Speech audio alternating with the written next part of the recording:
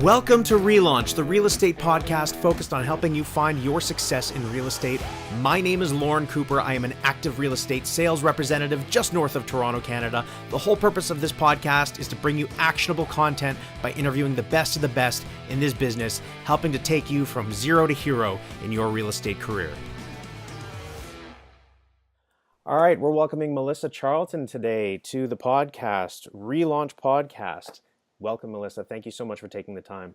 Oh, no problem. Thank you. All right. So for those out there that don't know who you are, just give us a quick little synopsis of this is me and my business right now. Absolutely. So we have, we're a team out in Milton, my husband, Chuck Charlton, and I. And we have, I'm a broker, but I don't sell. I'm the team leader of the team. We have Chuck, who still sells, who's in marketing, as well as, like I mentioned, outside sales. Then we have 3 outside sales agents, and we have 3 full-time admin. Okay, fantastic. And you had mentioned that you got your license somewhere around 2006. Yep. Somewhere in and around there. Yeah. The internet was just like a baby when it came to real estate when we started. Yeah. Well, why don't you tell me a little bit about maybe your first year or two in the business? In particular, was it you or Chuck, were you guys together at the time when you got your license? And we got. Did you get your license at the same time? No, actually, Chuck started a couple of years before me, and he was with a partner, Lou Tomasoni, out of REMAX 2000 in the city. And then I took my courses when I was in my last year of university. So I had to make a choice whether or not I was going to continue in nursing. I have a nursing degree, or if I was going to become a realtor, and I chose becoming a realtor. Now, what about it made it attractive to you? I have an entrepreneurial spirit, big time. Like, I want to be able to, I'm very goal oriented. I wanted more. I wanted to build something that I really believed in. And I felt like I was a little limited with nursing.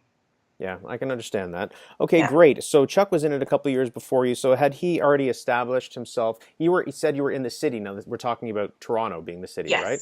Yeah. So, and Milton is kind of an outskirt sort of suburb, if you will, west of Toronto, northwest?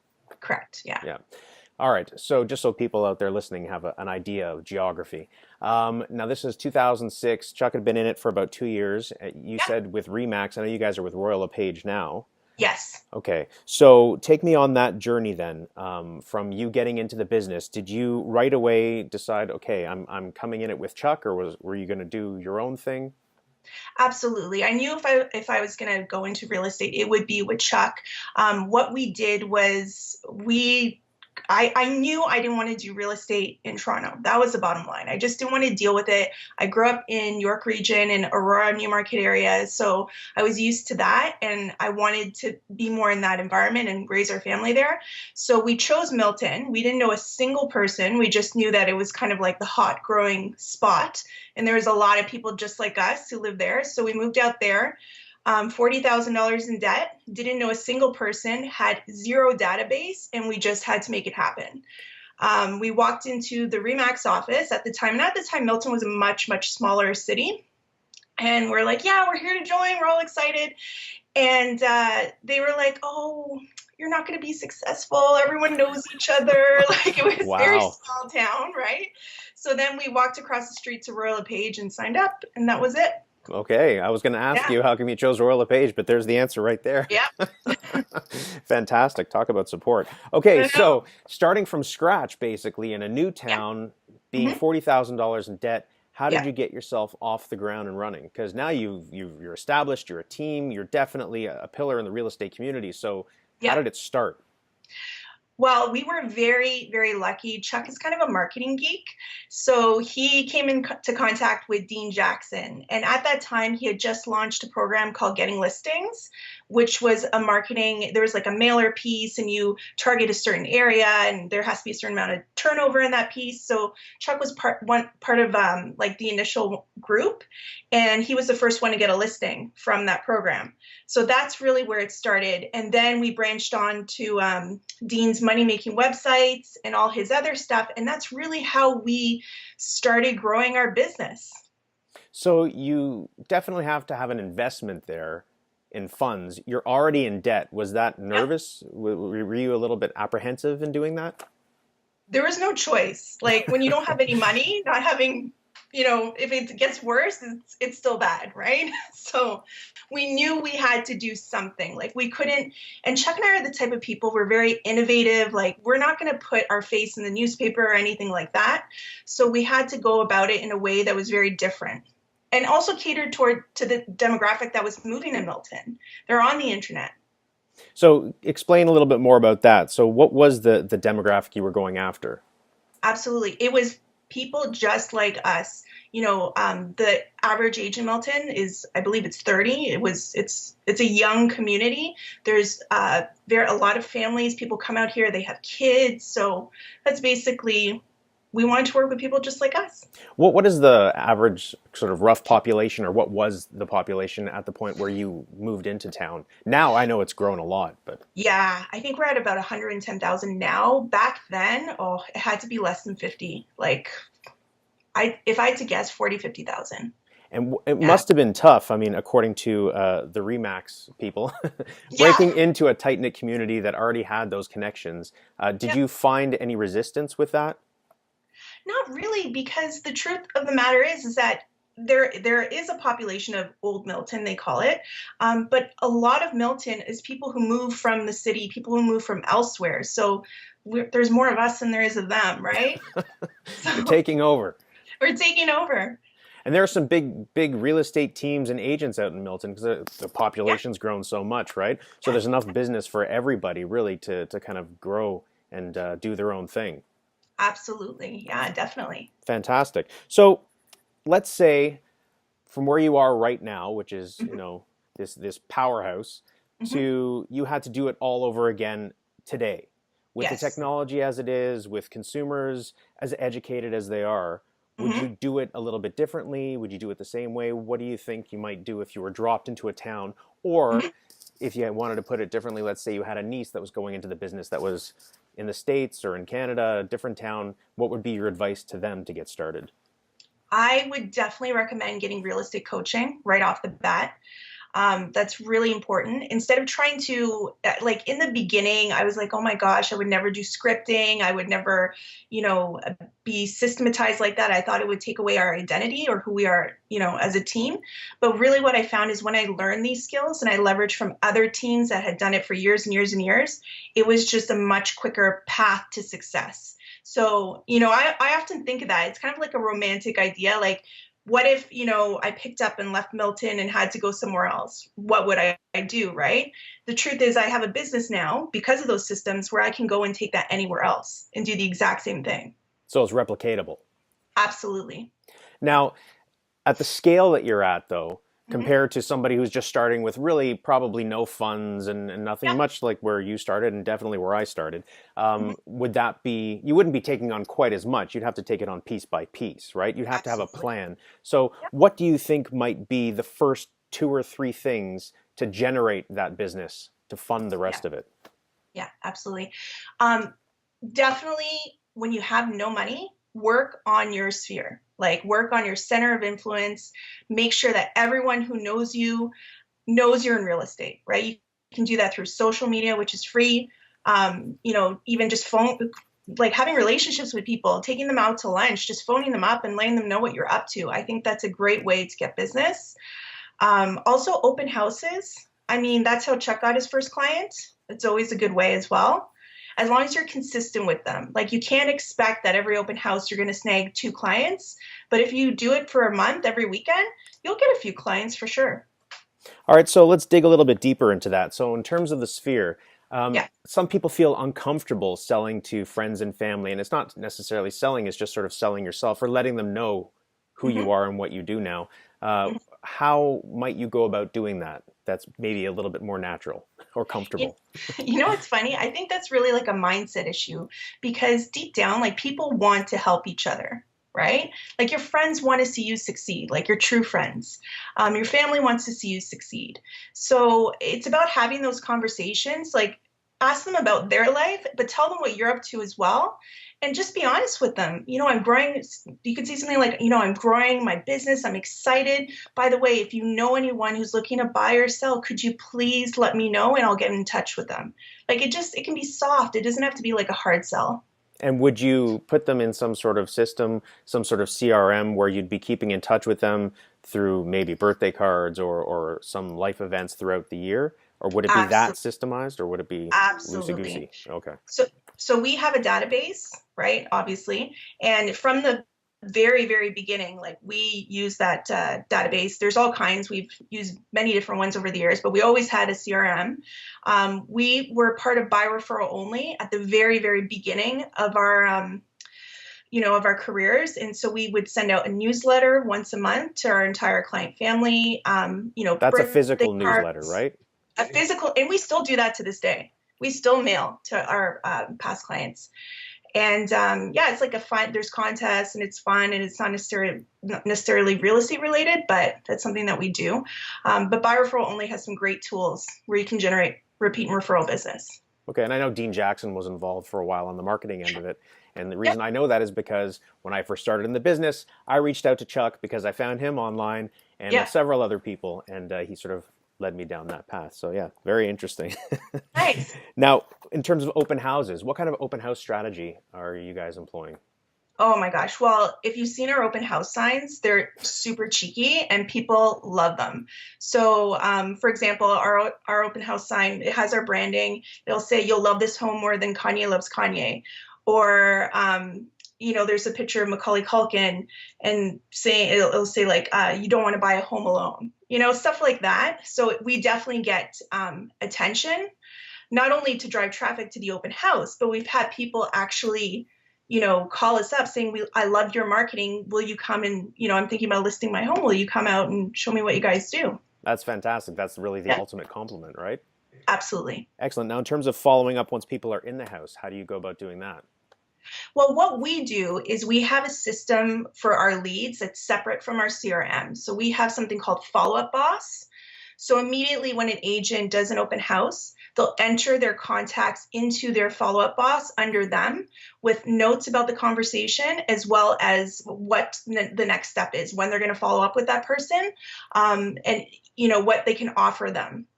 Because we have little cookies that we can offer. We can put them on the Milton Price report. We can offer them Milton Daily Homes. There's all kinds of different things to add value. So you're not just calling to say, "Hey, are you ready to buy or sell?" You're offering someone something of value, right? Yeah, that's the key right there. Absolutely. And that's what people talk about again and again. People are basically allergic to sales for sales sake. But if you offer something worth their time, then they're Hmm. willing to give it. Okay, Yeah. fantastic. So that right there is a good strategy. So that's two. That's Sphere and open houses. What might be a third way to get things going?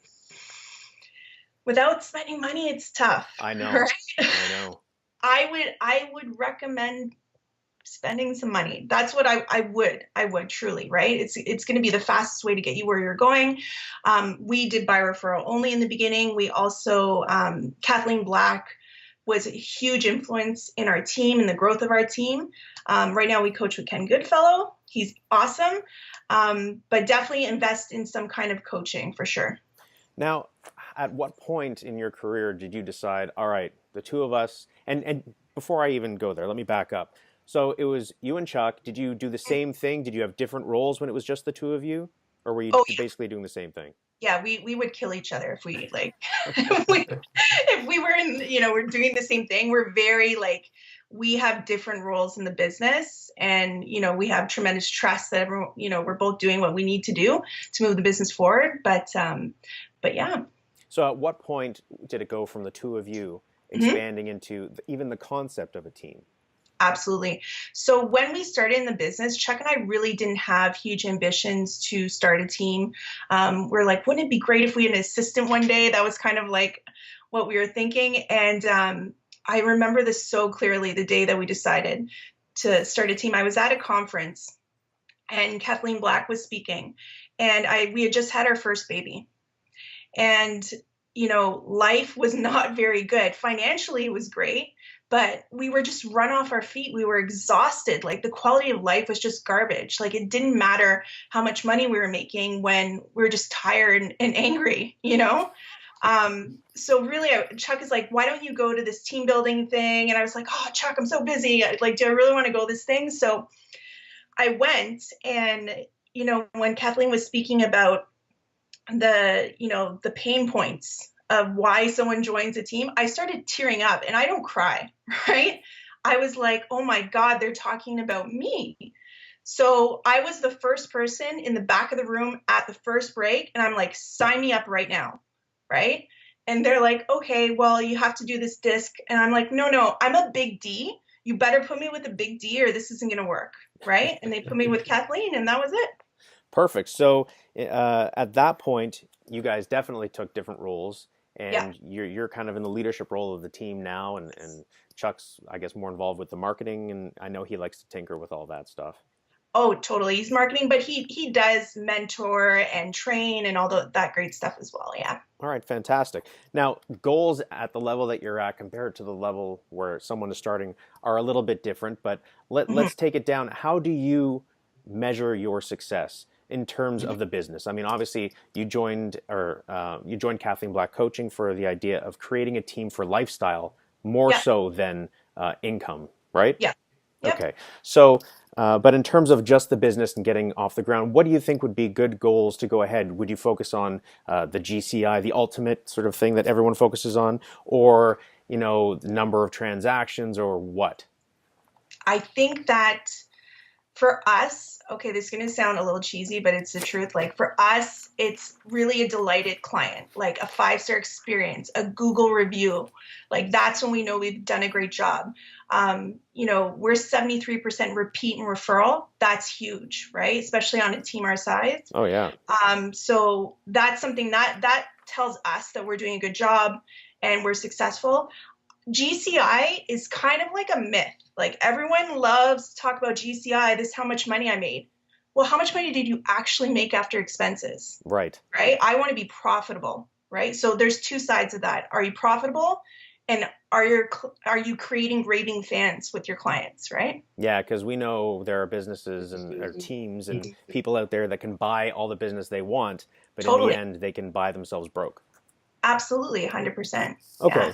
So when I focused, for example, when I was getting started and focused on goals, I was thinking more in terms of units than dollars, just because I didn't want the dollars to blind me, and then I didn't want to get comfortable thinking, ooh, I've made this much so far in GCI without even calculating expenses. So I would think if I can help this amount of people over the year broken down to this amount of people per month, that's how I kind of went forward. Did you have anything like that when you were getting started?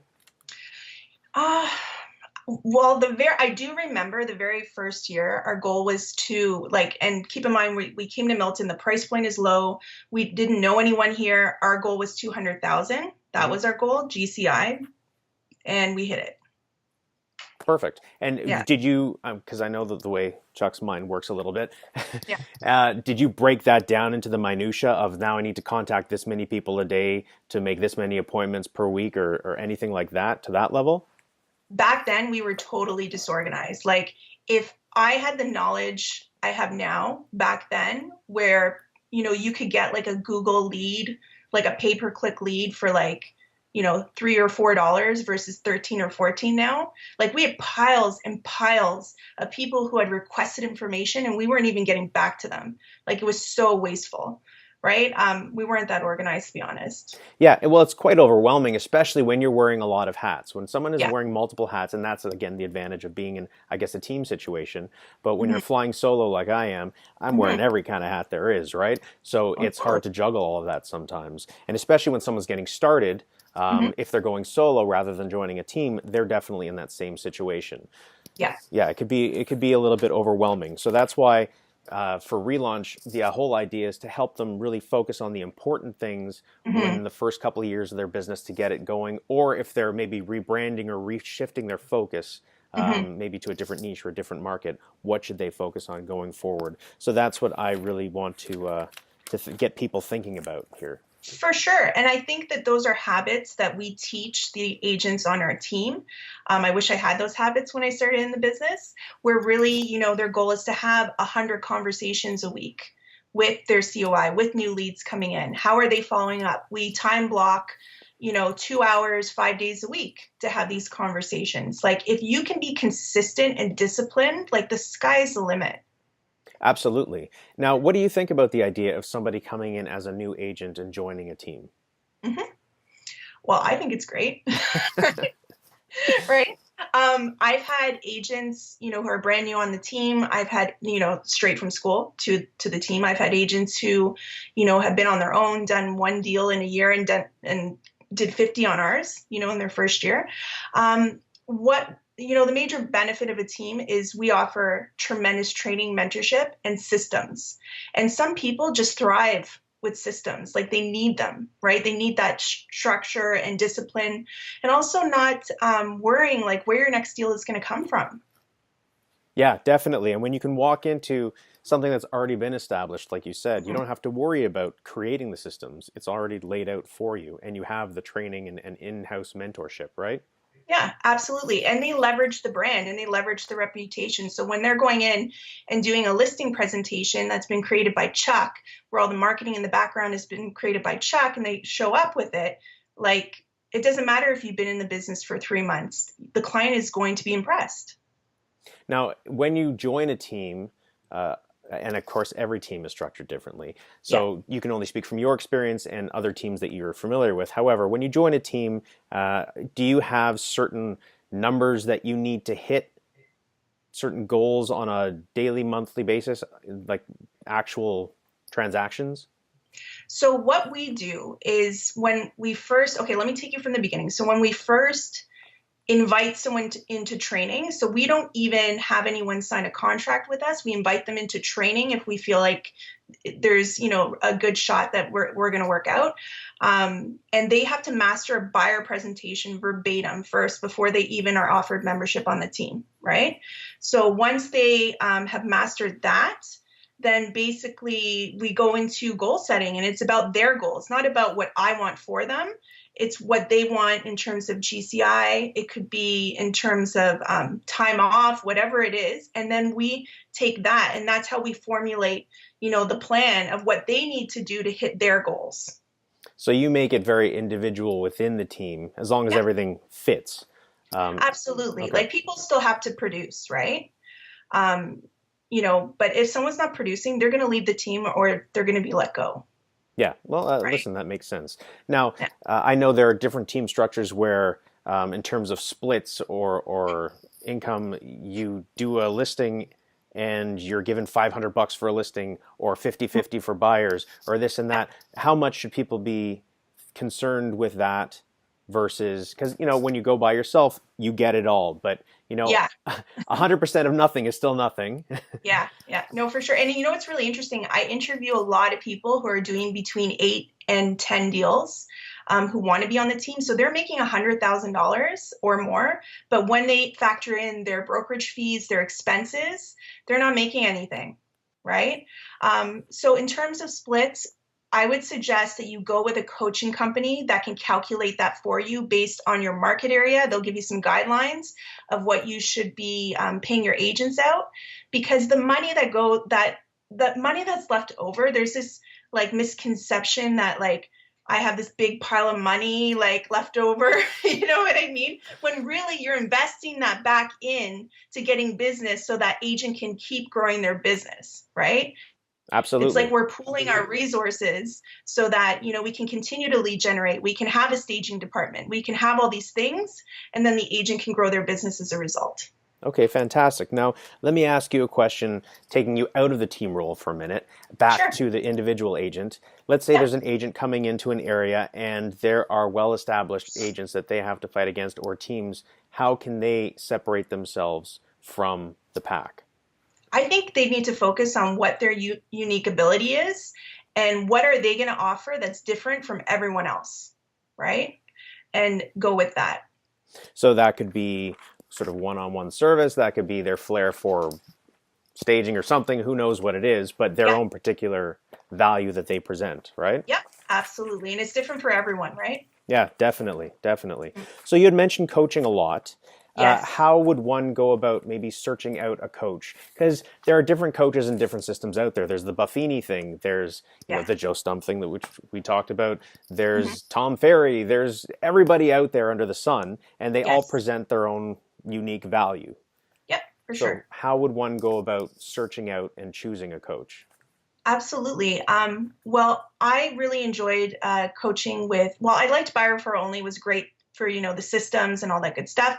And, having the opportunity to meet Joe Stump and spend time with him, like that was a huge influence on our success. But from there, really, it was Kathleen that gave us the systems to take our team to, 500 plus GCI.